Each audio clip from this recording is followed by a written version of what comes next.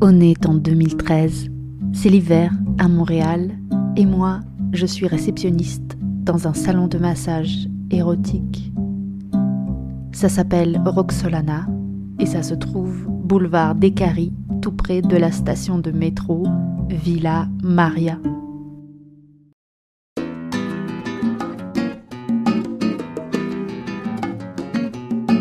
À corps ouvert, épisode 3, Epstein et moi.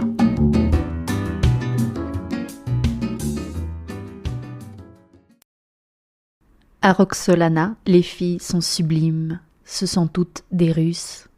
La patronne est originaire d'Europe de l'Est. Je crois bien qu'elle a habité à Ashkelon.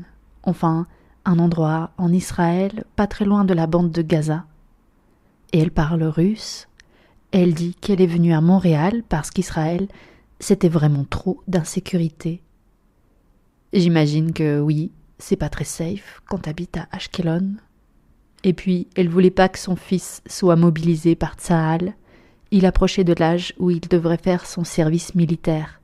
Et ça, vraiment, elle pouvait pas le supporter. Elle a donc amené toute sa petite famille à Montréal, où elle est devenue proxénète. Vous n'imaginez pas combien il y a de salons de massage à Montréal. Vous n'imaginez pas combien il y a de femmes qui vivent de la prostitution. Et surtout, vous seriez ébahis de savoir combien d'hommes sont clients. Enfin, vous seriez ébahis si vous êtes une femme, parce que les hommes, ils le savent très bien. Ils en parlent entre eux. Ils vont sur des forums de discussion où ils échangent leurs impressions. Ils postent des avis sur les salons de massage et les clubs de striptease. Ils notent les femmes et leur mettent des étoiles, comme à des taxis. Ils en parlent vraiment comme d'une manucure. Ils disent des choses du genre « service très professionnel » ou « très mauvais rapport qualité-prix » ou encore « la fille avait 10 kilos de plus que sur les photos » ou encore « la fille était mal à l'aise, très déçue, pour $160 vous pouvez avoir beaucoup mieux, fuyez ». Gentlemen. Et ils disent encore plein de choses édifiantes que je ne peux pas relater sur les ondes radio. Même si Spotify c'est du numérique, hein, mais bon, c'est pour la figure de style, vous l'aurez compris. En tout cas, ce que j'ai compris pendant ma brève expérience des salons de massage érotique au Québec, c'est que les hommes, mais ils sont quasiment tous clients. D'ailleurs, j'aime pas dire client, je préfère dire prostitueur ou gros porc. Alors, il va sûrement se trouver un champion pour me rétorquer « Ah non, mais il y a aussi des femmes qui vont voir des escort boys. » J'ai plusieurs choses à répondre à ce genre d'argument. Alors, premièrement, j'en ai jamais vu, alors que des hommes, j'en ai vu passer plusieurs centaines, en même pas 3 mois. Donc, pour moi, ça reste une légende urbaine, les femmes qui vont voir des escort boys. Et même si c'est un phénomène qui existe, parce que je sais bien que sur cette terre tout existe, il faudrait pas que ce soit l'arbre qui cache la forêt. Car nous les femmes, culturellement, même quand on ressent un besoin physiologique, on n'a pas le réflexe de se dire qu'on va payer un homme pour qu'il satisfasse ce besoin-là. Culturellement, on n'a pas été conditionné à se croire des droits sur le corps des hommes. En tout cas, moi, je connais 0 femme qui envisage de payer un homme pour ça, même quand on souffre de solitude. Culturellement, on n'a pas été socialisé à se croire tout permis. Bref, c'est édifiant tout ce qu'on apprend sur les forums de prostitueurs. Donc, j'en reviens à mes gros porcs, ou plutôt à un gros porc en particulier qui est entré dans le salon ce jour-là. C'était vraiment un cochon de compète. Tu pouvais l'envoyer à un concours de jambon, quoi. Il était grand, très brun, avec des cheveux ondulés enduits de pommade, une vraie tête de con. Il ressemblait un peu à Dan Driver, sauf qu'il avait un sourire Colgate comme seuls les Américains en ont. C'était terrifiant. Il avait réservé une hôtesse pendant sa pause déjeuner. Sauf que la fille, son client d'avant, avait pris 1 heure supplémentaire et il fallait donc le faire patienter dans l'antichambre. J'ai dit réserver une hôtesse. C'est vraiment un langage déshumanisant pour désigner ce que cet homme projetait de lui faire. C'est quand j'en parle, que je le verbalise, que je me rends compte à quel point même moi, j'ai intériorisé les euphémismes qui désignent la prostitution. Note à moi-même, appeler les choses par leur nom. Donc, le grand brun bouclé, là, il m'a tenu le crachoir pendant une éternité, en attendant l'autre fille. Quand c'est comme ça, t'as pas le droit de le renvoyer bouler. Il faut sourire, donner le change, et surtout, qu'il ait pas envie d'aller mettre 1 étoile sur ces forums de gros porcs. Mais qu'est-ce que je dis, les forums? Même sur Google, il y a des avis sur les salons de massage. Malgré la loi de pénalisation des clients, que ce soit au Québec ou en France, l'impunité, elle est totale. Je vous invite à lire ce genre d'avis. Vous seriez édifiés. Et donc, Adam Driver, Colgate, il commence à me jeter de la poudre aux yeux, à me flatter grossièrement.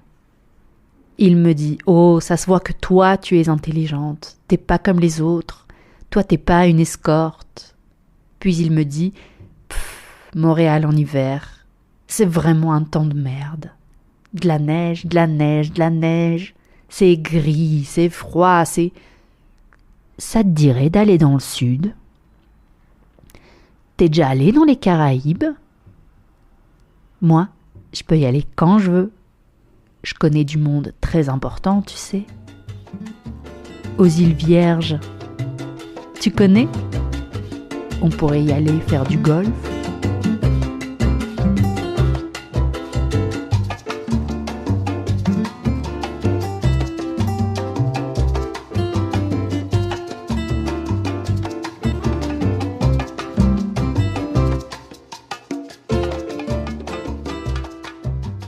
Jeffrey Epstein, c'était un financier milliardaire américain. Il s'est retrouvé au cœur d'une affaire de trafic sexuel pédocriminel international. Il faisait quoi exactement dans la vie, ce mec? On sait pas trop. Et c'est quoi l'origine de sa fortune? On sait pas trop non plus. Il a grandi dans une famille juive modeste à Brooklyn. Il a une grande partie de sa famille étendue qui a été exterminée pendant la Shoah. Son père était ouvrier dans le bâtiment, puis jardinier municipal, et sa mère était secrétaire. Jeffrey Epstein, sans être passé par l'enseignement supérieur, a été prof de maths, et puis d'un coup, il est devenu consultant dans une banque d'investissement. Et puis encore d'un coup, il est devenu gestionnaire de fortunes privées. Et d'ailleurs, son argument marketing, c'était qu'il n'acceptait de gérer que des fortunes supérieures à 1 milliard de dollars. En gros, les mecs lui confiaient leur fortune, et lui, il était chargé de la faire fructifier en faisant des investissements judicieux. Moi, je vois plusieurs zones d'ombre dans cette histoire. Tout d'abord, on sait très bien que l'ascenseur social, ça n'existe pas, surtout dans les pays turbocapitalistes, comme aux États-Unis. Parce que déjà, il faut avoir un capital de départ. Il faut avoir soit un capital culturel, ou bien beaucoup d'argent. Même si t'es bon en maths, tu peux pas débarquer comme ça chez des milliardaires et dire « Allez les gars, confiez-moi tout votre argent. » Surtout quand t'es fils d'un jardinier employé par la mairie. Et par ailleurs, le seul client publiquement identifié d'Epstein, c'était Leslie Wexner, le fondateur de Victoria's Secret. Mais les autres clients, on ne sait pas très bien qui c'est. Et surtout, on ne sait pas pourquoi des milliardaires lui auraient confié leur fortune comme ça, d'un coup, quoi. Donc finalement, l'origine de sa fortune à Epstein, elle est mystérieuse et opaque. L'origine, elle est opaque, mais la fortune est bien réelle. parce que le mec achète plein de propriétés incroyables. Une île dans les Caraïbes, un appartement à Manhattan, des biens en Floride et aussi un appartement incroyable à Paris, avenue Foch, dans le 16e arrondissement, avec vue sur l'Arc de Triomphe. Et puis le mec fréquente le gratin, quoi. Des chefs d'État, des milliardaires, des membres de familles royales, des hommes politiques, des artistes, des grands scientifiques. Il les invite à des fêtes somptueuses agrémentées de jeunes femmes, jeunes, voire très jeunes, voire des enfants de 13 ans. Quoi de mieux pour souder la solidarité masculine que de partager l'accès au corps des femmes?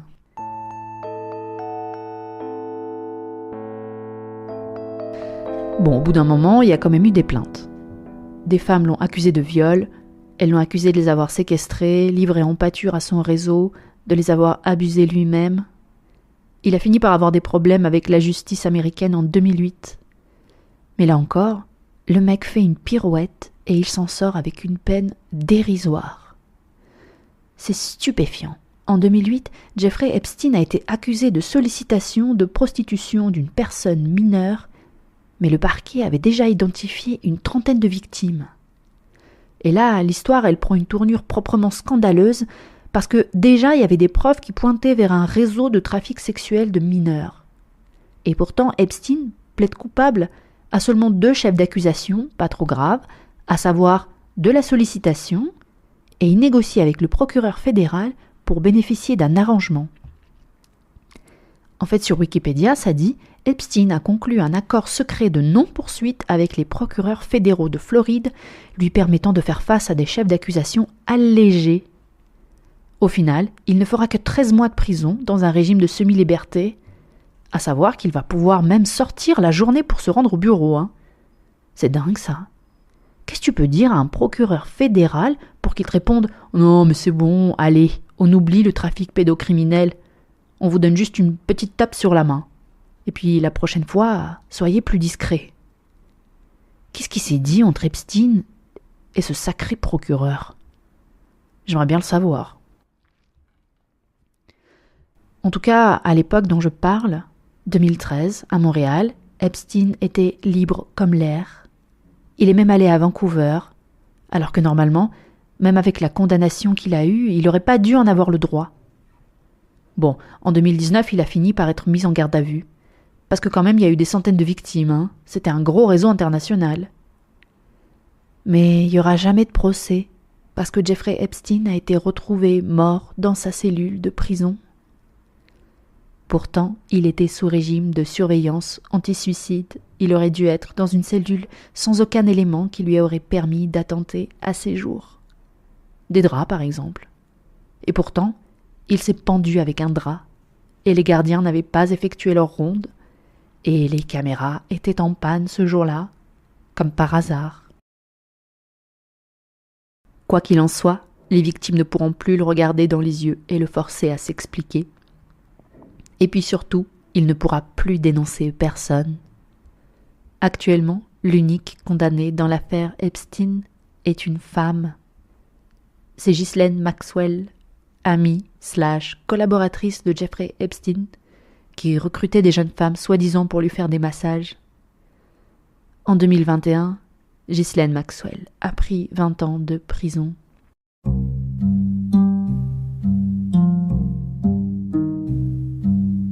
Bon, au final, cette histoire nous a éloignés de mon salon de massage montréalais. Mais pas tant que ça. Parce qu'aujourd'hui, en 2026, des milliers de documents liés à l'affaire Epstein ont été rendus publics par l'administration Donald Trump. Il y en a beaucoup qui ne sont pas exploitables, parce qu'il n'y a pas de contexte, on ne sait pas très bien qui est sur les photos. Mais il y a des types comme Elon Musk, Jack Lang, Jeff Bezos, le prince Andrew de la famille royale britannique, Mick Jagger, Trump lui-même, Bill Gates, Bill Clinton.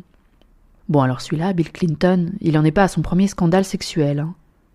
Je me rappelle encore, quand j'étais petite, l'affaire Monica Lewinsky, tout le monde en parlait. Mais vraiment, quand je les vois parader, main dans la main, avec sa femme, Hillary Clinton, en mode soudé comme jamais, copain comme cochon, on se serre les coudes, on est un couple indestructible. Alors qu'il l'a fait cocu, il l'a humiliée publiquement.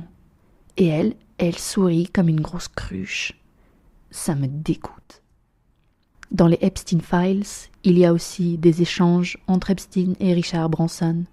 C'est le fondateur du groupe Virgin, comme Virgin Records par exemple. Dans un email de 2013, justement, Branson a dit à Epstein qu'il serait heureux de le rencontrer. Je cite, « tant que vous amenez votre harem ». D'ailleurs, ils sont voisins parce que Branson possède une île privée dans le même archipel des îles Vierges américaines que Epstein. C'est marrant, les coïncidences. Mais en soi, ça prouve rien, hein. C'est comme les photos de Bill Gates avec une très jeune fille assise sur ses genoux dans le jet privé d'Epstein. Mais ces filles, on ne sait pas qui c'est. On ne sait jamais qui c'est. Elles n'ont pas de nom. Elles n'ont pas de visage. Juste des carrés noirs. Ce sont juste des corps, de la viande. C'est des plantes d'intérieur, des objets d'agrément, des marques de statut social. Du coup, je suis abonnée à Mediapart et début 2026, j'ai reçu des alertes concernant les Epstein Files et ça m'a fait repenser à Montréal en 2013 au salon Roxolana. Le mec là, avec sa dentition impeccable, je l'ai renvoyé bouler. Je voulais pas aller dans les Caraïbes de toute façon. J'aime pas la jet set. C'est pas mon monde. Moi, je mettrais bien un grand coup de pied dans toute cette fourmilière. En plus, j'avais mes cours à l'université, et puis j'aime pas quand il fait chaud. Le gars, ça l'a vexé. Il est parti sans même attendre la masseuse qu'il était venu voir à la base. Et moi, j'ai démissionné peu de temps après, parce que de toute façon, je faisais fuir les clients, je leur parlais trop mal, je les méprisais, et j'arrivais pas à faire semblant. Alors, je dis pas que le mec avait un lien quelconque avec Epstein. Si ça se trouve, c'était juste du baratin ce qu'il m'avait servi à propos des Caraïbes. Mais je peux pas m'empêcher de me demander qu'est-ce qui se serait passé si j'avais dit oui.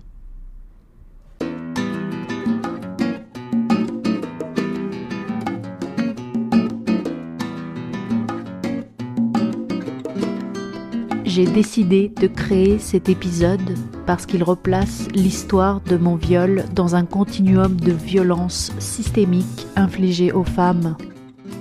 Ce sont des violences qui s'inscrivent dans notre chair et nous prédisposent parfois à en subir d'autres, malgré nous.